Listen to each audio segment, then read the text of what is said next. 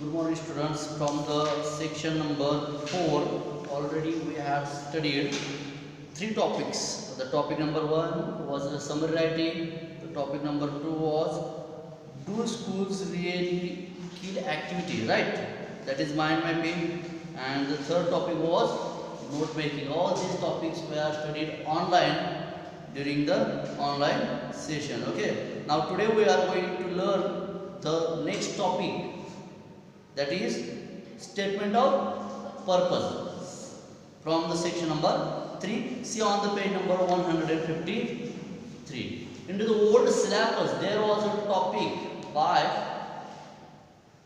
the name of letter, right? But now there is no need to write the letter in examination. Instead of the letter we have to write the statement of purpose. जुन्या अभ्यासक्रमामध्ये तुम्हाला topic होता, त्याचं कोणत्या नावाने होता तो topic? Letter writing. कोणत्या नावाने टॉपिक? तो लेटर रायटिंग या नावाने टॉपिक होता. परंतु आता तुम्हाला लेटर रायटिंग या नावाने टॉपिक न येता त्याच्याशी समांतर असणारा असा दुसराही घटक या ठिकाणी अभ्यासक्रमाला लावलेला आहे आणि तो कोणता आहे? Statement of purpose. ठीक आहे. आता हे स्टेटमेंट ऑफ पर्पज म्हणजे काय आहे, नक्की कसं स्टेटमेंट मांडायचं असते हे आपण काय करणार आहोत आजच्या तासाला पाहणार आहोत. पहा जरा पान नंबर 153 वरती आईस ब्रेकर्समध्ये ज्या ॲक्टिव्हिटी दिलेल्या आहेत त्या ॲक्टिव्हिटी काय करूया आपण अगोदर सोडवून घेऊया. नंतर स्टेटमेंट ऑफ पर्पज कसं सोडवायचं ते आपण काय करूया पाहूया. पहा तिथं पहिली ॲक्टिव्हिटी कोणती आहे आईस ब्रेकर्समधली? Match the professions with the desired qualities. तुमच्या प्रोफेशनसाठी आवश्यक असणाऱ्या ज्या डिझायर क्वालिटीज आहेत. डिझायर क्वालिटीज म्हणजे काय? इच्छित असणारे गुणधर्म. म्हणजे आपल्याकडं जर एखादा व्यवसाय असेल तर त्यासाठी आवश्यक असणारे गुणधर्म असणं काय असतं? गरजेचं असतं. ठीक आहे. मग असे आवश्यक असणारे गुणधर्म कोणकोणते आपल्याकडे पाहिजे त्याची खाली एक यादी दिलेली आहे आणि प्रोफेशनसुद्धा ते दिलेले आहे. तर दोन्हींचं तुम्हाला काय करायचं आहे? मॅचिंग करायचं आहे, पेअरिंग करायचं आहे. ठीक आहे. आता प्रोफेशन्स कोणकोणते दिले बघा. पहिलं प्रोफेशन काय दिलं आहे? प्रोफेशन म्हणजे काय? व्यवसाय. प्रोफेशन म्हणजे काय? व्यवसाय. आणि मग त्याच्या व्यवसायासाठी असणाऱ्या आवश्यक क्वालिटीज परत इकडे दिलेल्या आहेत. बी मध्ये काय दिलेल्या तिकडं क्वालिटीज आपल्याला या ठिकाणी दिलेल्या आहेत. आता व्यवसायामध्ये नंबर 1 ला काय दिलं बघा? बिझनेसमॅन. काय दिलं आहे? बिझनेसमॅन. नंबर 2 ला काय दिलं आहे? आर्टिस्ट. काय दिलं आहे? आर्टिस्ट. नंबर 3 ला कोणती क्वालिटी दिलेली आहे? ॲडव्होकेट दिलेली आहे. कोणती दिलेली आहे? ॲडव्होकेट. ठीक आहे. तर आपण पाहतोय की आपल्याला प्रोफेशन आणि क्वालिटीज याचं पेअरिंग करायचं आहे. प्रोफेशन कोण दिले आहेत? बिझनेसमॅन दिलेला आहे, आर्टिस्ट दिलेला आहे, ॲडव्होकेट दिलेला आहे, पोलीस दिलेला आहे आणि सायंटिस्ट दिलेला आहे. ठीक आहे. मग आता या सगळ्या बिझनेससाठी या सगळ्या प्रोफेशनसाठी आवश्यक असणाऱ्या क्वालिटीज इकडे दिलेल्या आहेत. ठीक आहे. आता बिझनेसमॅनसाठी कोणकोणत्या क्वालिटीज आवश्यक आहेत रे? Number C. नंबर कोणता आहे? सी आहे. पहा कोणकोणत्या क्वालिटीज आहेत त्या? कन्व्हिन्सिंग. बिझनेसमॅन कसा असला पाहिजे? कन्व्हिन्सिंग असायला हवा. सेलिंग, त्याला आपलं प्रोडक्ट विकता आलं पाहिजे. रिस्क टेकिंग, त्यानं काय घेतली पाहिजे? रिस्क सुद्धा घेतली पाहिजे. ठीक आहे. त्यानंतर आर्टिस्ट, त्यासाठी कोणत्या क्वालिटी असणं आवश्यक आहे? डी. कोणत्या क्वालिटी असणं आवश्यक आहे? आता डी मध्ये कोणकोणत्या क्वालिटी दिलेत पहा. इमॅजिनेटिव्ह, कलाकार हा कसा असला पाहिजे? काल्पनिक असला पाहिजे. एखादा समजा चित्रकार आहे त्याकडे काय असले पाहिजे? इमॅजिनेटिव्ह पॉवर असली पाहिजे. ठीक आहे. क्रिएटिव्हिटी, नवनिर्मिती असली पाहिजे. म्हणजे जे आजपर्यंत कोणाला सुचलं नाही असं नवीन काहीतरी त्यांना आपल्या चित्रांच्या माध्यमातून, कवितांच्या माध्यमातून काय केलं पाहिजे? मांडण्याचा प्रयत्न केला पाहिजे. Thinking out of the box. जी चाकोरी आहे त्या चाकोरीच्या बाहेर जाऊन त्याची विचार करण्याची काय पाहिजे? क्षमता पाहिजे. तर त्याला काय म्हणलं जातं? आर्टिस्ट असं म्हणलं जातं. ठीक आहे. आता ॲडव्होकेटसाठी कोणकोणत्या क्वालिटी असणं गरजेचं आहे पहा. त्याला आहे ई. कोणता कॉलम आहे त्याला? ई. ई मध्ये लॉजिकल रिझनिंग. वकील होण्यासाठी तुमच्याकडं तार्किक सुसंगता जोडण्याचं कौशल्य असलं पाहिजे. ओरॅटरी, तुमचं वक्तृत्व चांगलं पाहिजे. आणि क्रिटिकल थिंकिंग, तुम्हाला एखाद्या गोष्टीवरचं विश्लेषण विचारपूर्वकपणे काय करता आलं पाहिजे? मांडता आलं पाहिजे. त्यानंतर आहे पोलीस, बी. अलर्ट, सदैव दक्ष असले पाहिजे ते लोक. इन्व्हेस्टिगेटिव्ह, सारखे ते शोधात असले पाहिजे. काही ना काही त्यांनी काय केलं पाहिजे? रिसर्च केला पाहिजे, शोध घेतला पाहिजे. लव फॉर फिजिकल ॲक्टिव्हिटी, शारीरिक तंदुरुस्ती पाहिजे. आजकालच्या पोलिसांची अतिशय वाईट परिस्थिती आहे. चोर पुढं पळतो आणि पोलीस मागं पळतो अशी, सॉरी पोलीस पुढं धावतोय आणि चोर कुठं आहे, मागं आहे, अशी आजकालची परिस्थिती दिसून येते आपल्याला. आजकालचे चोर जे आहेत ते फिजिकली फिट दिसून येतात आपल्याला, पण पोलिसांची परिस्थिती वाईट आहे. पोलीस असतील, वायरमॅन असतील, विजेच्या डांबावर जर वायरमॅनला चढायला सांगितलं तर त्यांना चढणं शक्य होतं का, नाही होत. त्यानंतर सायंटिस्ट, वैज्ञानिक जे आहेत यांच्यासाठी कोणकोणत्या क्वालिटीज असणं गरजेचं आहे. ए कॉलम पाहते यासाठी, ए रीडिंग, त्यांचं वाचन असलं पाहिजे. एक्सपेरिमेंटिंग, प्रयोगाची त्यांना आवड असणं गरजेचं आहे. आणि रिसर्चिंग, आणि नवनवीन गोष्टींची संशोधनाची त्यांच्याकडे काय पाहिजे, क्षमता पाहिजे. या सगळ्या गोष्टी सायंटिस्टकडे असणं काय आहे, गरजेचं आहे. आता त्यांनी या सगळ्या गोष्टींचा अभ्यास केल्यानंतर या ॲक्टिव्हिटीमध्ये पुढच्या ॲक्टिव्हिटीमध्ये what is your career goal, तुमच्या करिअरमधलं तुमचं उद्दिष्ट काय आहे असा प्रश्न विचारला आहे. हे वेगवेगळं असू शकतं. कॉमर्सच्या विद्यार्थ्यांचं मॅनेजमेंटमध्ये करिअर असेल, सायन्सच्या विद्यार्थ्यांचं एखाद्या इंजिनिअरिंगमध्ये किंवा मेडिकल फील्डमध्ये करिअर असेल, किंवा रिसर्च सेक्टर असेल. आता आपण फार अशाच जाणार नाही स्पेस रिसर्चला वगैरे, पण समजा जर गेला तर तुमचं अभिनंदन. ठीक आहे. Which of your qualities would you help in achieving your career goal, तुमच्या करिअरचं उद्दिष्ट साध्य करण्यासाठी कोणकोणते गुण, क्वालिटीज तुम्हाला मदत करतील. माय करिअर गोल, तुमचं जे काही करिअर असेल त्याला जनरली कोणकोणते असे गुण आहेत की जे तुम्हाला मदत करतील, सांगा बरोबर. कॉन्फिडन्स सगळ्यात महत्त्वाचा आहे, तो तुम्हाला अगोदर पाहिजे तुमच्याकडं. टेनॅसिटी, चिकाटी. प्रिझर्वन्सचा तोच चिकाटी. कंटिन्युटी, सातत्य पाहिजे तुमच्याकडं. कोणत्याही गोष्टीचं काय पाहिजे, सातत्य पाहिजे. आणखीन कोणत्या अशा गोष्टी आहेत की ज्या तुम्हाला तुमच्या करिअरचं गोल साध्य करण्यामध्ये मदत करू शकतात, अशा कोणकोणत्या अजून गोष्टी आहेत, सांगा बरं.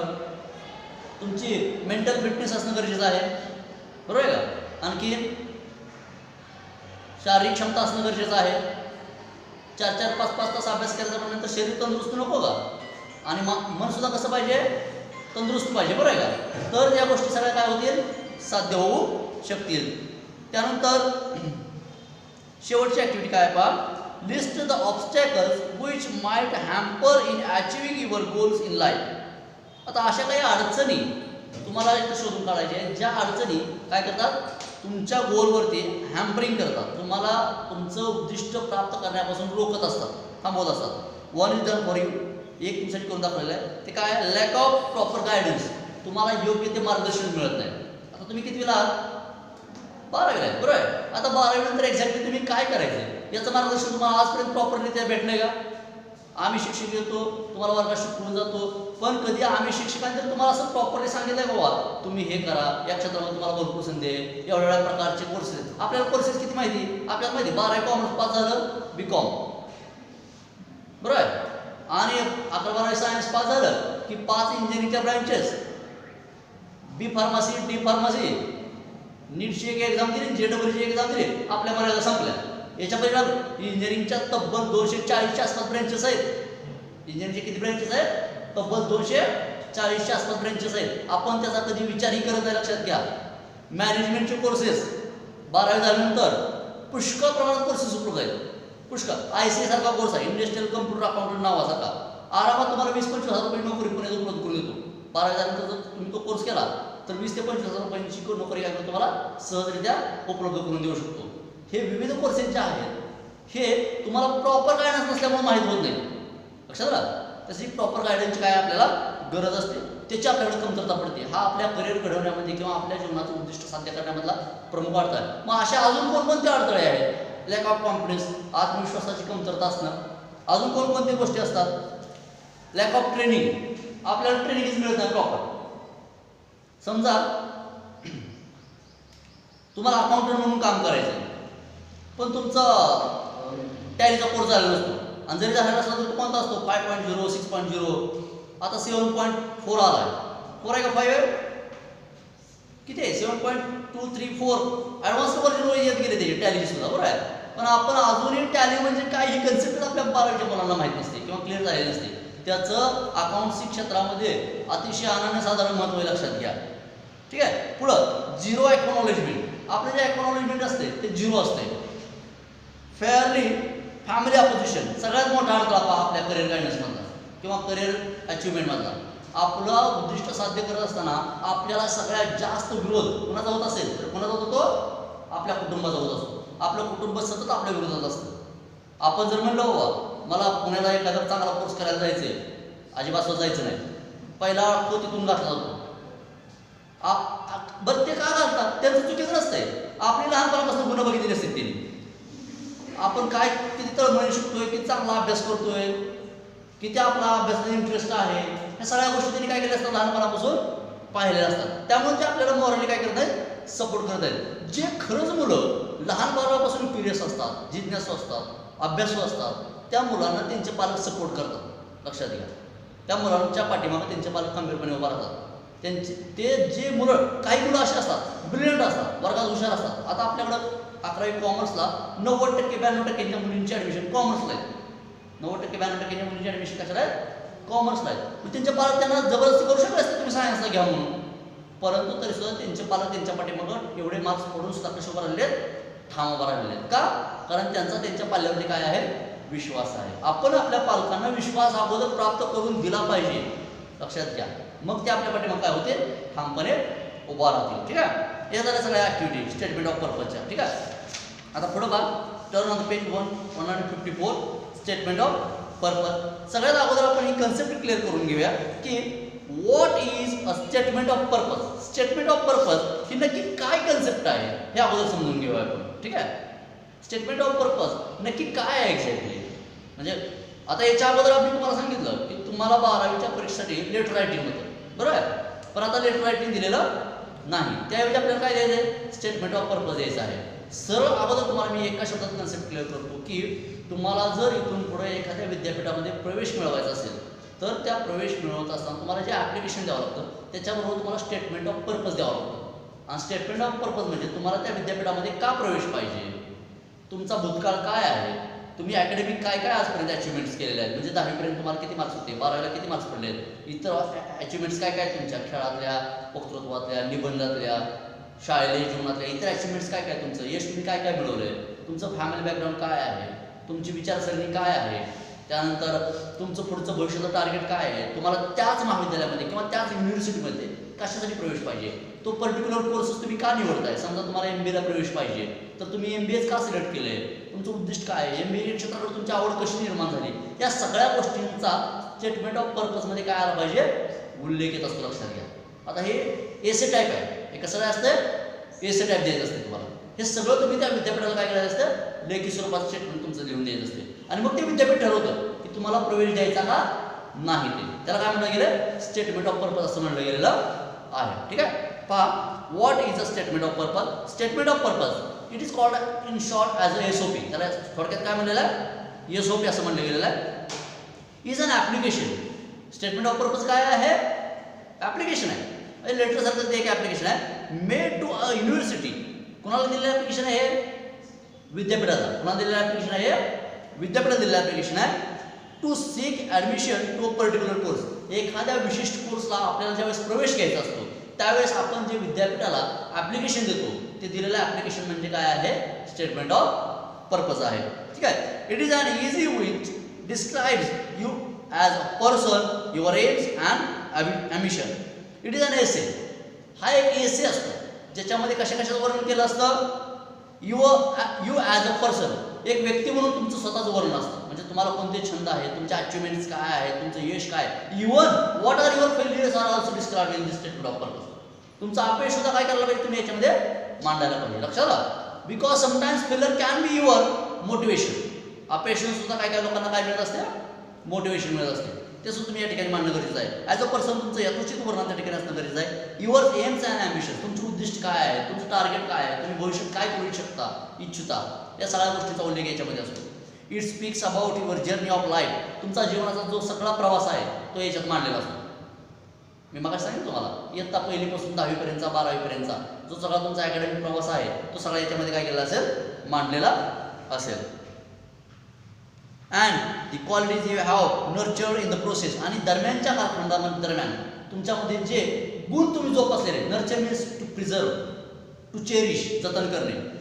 तुम्ही जे गुण सगळे तुमच्यामध्ये जतन केले आहेत का, ते गुण कोणकोणते गुण जतन केले, मग वस्तुनिष्ठता, क्युरियोसिटी, प्रामाणिकपणा, लक्षात, हे सगळे गुण तुमच्यामध्ये कसे आले, आता आपल्यामध्ये प्रामाणिकपणा कसा आला? मग एखादी शालेय जीवनातली तुमच्या घटना असते बाबा, की तुम्हाला तुमच्या मित्राचा पेन सापडला होता, मग तुम्ही माघारी दिलेला असतो, बरोबर आहे, आणि त्याच्या बदल्यात त्याने तुम्हाला काय केलं असतं, एक छोटंसं चॉकलेट गिफ्ट दिलेलं असतं.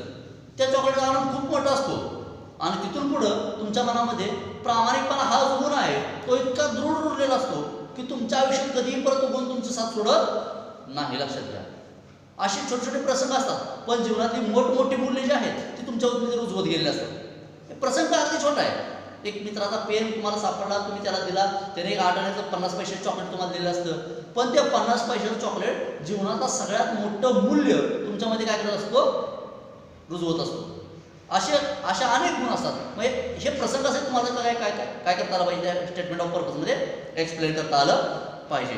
इट इज ऑब्जेक्टिव्ह, हे ऑब्जेक्टिव्ह असतात, वस्तुनिष्ठ असतात. But SOP gives you idea about your innate qualities. हे SOP जे असतात ते तुम्हाला innate qualities, it is objective, तिथपर्यंत झाले ना, नाही सॉरी, वरती एक वाक्य राहिले. The score board or the transcript gives your academic achievement. तुमचं स्कोअर बोर्ड, तुमचा फलक जो आहे, म्हणजे आजपर्यंत मार्कशीट वगैरे किती मार्क्स पडले, काय पडले, हे सुद्धा याच्यामध्ये उल्लेख येतो. ट्रान्सक्रिप्ट उतार्या स्वरूपात काय केलं सगळं मांडलेलं असतं या स्टेटमेंट ऑफ पर्पजमध्ये. इट इज ऑब्जेक्टिव्ह, वस्तुनिष्ठ असतात ते. But SOP gives an idea about your innate qualities. तुमचे नैसर्गिक गुण जे असतात का, ते सुद्धा या ठिकाणी काय केले असतात, मांडलेले असतात. तुमच्यात उपजत काही गुण असतात. तुम्ही इतरांना कसे डील करता. समजा तुम्ही MBA ला ॲडमिशन घ्यायचं तुम्हाला, तर तुम्हाला MBA म्हणजे मॅनेजमेंट आहे. मॅनेजमेंट म्हणजे समोरच्या लोकांशी आपला वर्तणूक कशी असली पाहिजे, चांगली असली पाहिजे, ते कौशल्य. आता हे कौशल्य कुठं वर्गात शिकवलं जातं का? नाही, ते तुमच्यात उपजत असावं लागतं, जन्मत तुमच्यामध्ये असावं लागतं. तुमच्यामध्ये ते कसं जन्मत आहे हे तुम्हाला सांगता आलं पाहिजे तिथं. आणि इज सब्जेक्टिव्ह इन नेचर, आणि नेचरनं स्वरूप याचं कसं असतं, सब्जेक्टिव्ह, म्हणजे ती रिटर्न फॉर्ममध्ये असते. SOP gives an opportunity to show the special qualities which make you distinct from others. तुम्ही इतरांपेक्षा कसे वेगळे आहात हे कुठं सांगितलं जातं, SOP मध्ये सांगितलं जातं. तर तुमची निवड होणार आहे ना. तुमची त्या पर्टिक्युलर कोर्ससाठी ज्याच्यासाठी तुम्ही ॲप्लिकेशन दिले त्यासाठी निवड कधी होईल, तुम्ही कसे वेगळे आहात हे सांगितलं तर तुमची काय होणार आहे, निवड होणार आहे. ठीक आहे. It explains why you want to join the course. त्याच्यामध्ये याचं स्पष्टीकरण असेल की तो कोर्स तुम्हाला का जॉईन करायचा आहे. व्हॉट इज युअर लायकिंग, तुमच्या आवडत्या गोष्टी काय काय आहेत. How you have developed your liking, तुमच्या आवडत्या गोष्टीमध्ये तुम्ही कसं स्वतःला विकसित केलेलं आहे वगैरे वगैरे. म्हणजे तुम्हाला लोकांशी संभाषण करायला आवडतं, मग ते संभाषण करायला कसं तुम्ही विकसित केलं स्वतःला कसं त्याच्या अनुषंगानं घडवलंय आयुष्यभर, हे तुम्हाला त्याच्यामध्ये काय करता आलं पाहिजे, मांडता आलं पाहिजे. It justifies how you will be able to achieve your aim. आणि याच्यामध्ये तुम्ही जस्टिफाय केलं पाहिजे की how you are able to achieve your aim. तुम्ही तुमचं स्वप्न, तुमचं उद्दिष्ट साध्य करण्यासाठी कसे सक्षम आहात हे तुम्हाला व्यवस्थित पद्धतीने मांडता आलं पाहिजे. It also explains why you have selected a particular university. आता हे झालं तुमच्या बाबतीत, पण तुम्ही तेच विद्यापीठ का निवडलं हे तुम्हाला स्पष्ट करता आलं पाहिजे. त्याच विद्यापीठामध्ये तुम्हाला समजा तुम्ही सोलापूर विद्यापीठामध्ये पदवीसाठी स्टेटमेंट ऑफ पर्पज लिहित आहे, SOP लिहित आहे, तर तुम्हाला सोलापूर विद्यापीठच का, तर सोलापूर विद्यापीठाची काय वैशिष्ट्य आहेत त्या कोर्सची ते तुम्हाला त्या ठिकाणी काय करता आले पाहिजे, स्पष्ट करता आले पाहिजे. The SOP is a gateway to your career as the admission committee जजेस you or screens the applications on the basis of the SOPs received. The SOP is a gateway to your career. SOP हा तुमच्या करिअरचा काय आहे, gateway आहे. Statement of purpose तुमच्या करिअरचा काय आहे, गेटवे आहे. म्हणजे तिथून खऱ्या अर्थानं तुमच्या करिअरला काय होते, सुरुवात होते. ॲज कारण का द ॲडमिशन कमिटी जी असते ती जज करत असते, ती तुमचं मूल्यमापन करत असते.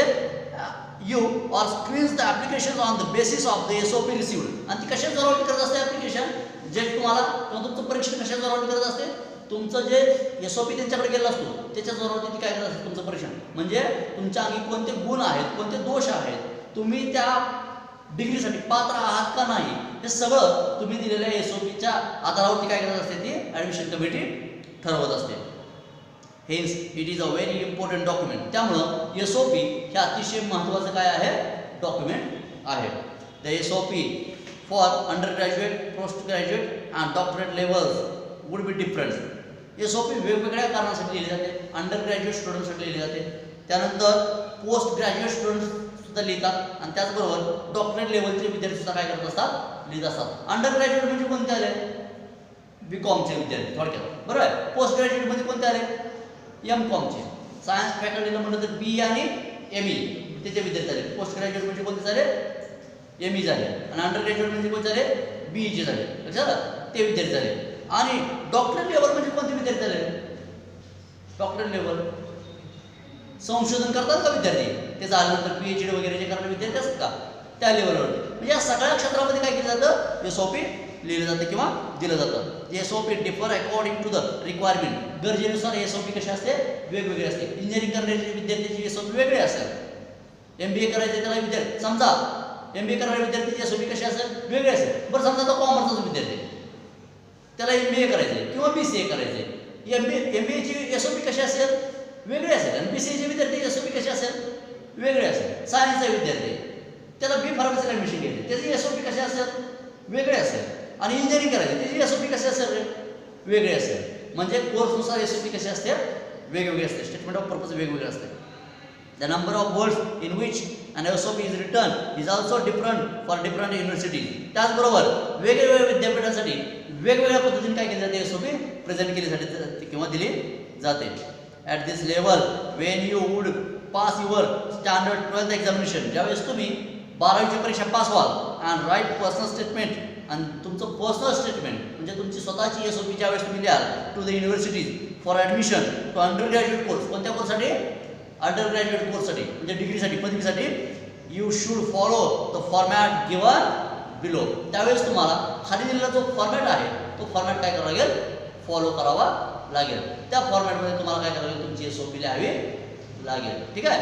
आता खाली दिलेला जो फॉर्मॅट आहे तो आपण काय करूया, पुढच्या तासाला पाहूया. नक्की एसओपी कशा पद्धतीने लिहिली जाते, काय केली जाते, कशा पद्धतीनं एक्झॅक्टली त्याचा फॉर्मॅट आहे तो आपण काय करूया, पुढच्या तासाला पाहूया. ठीक आहे. धन्यवाद.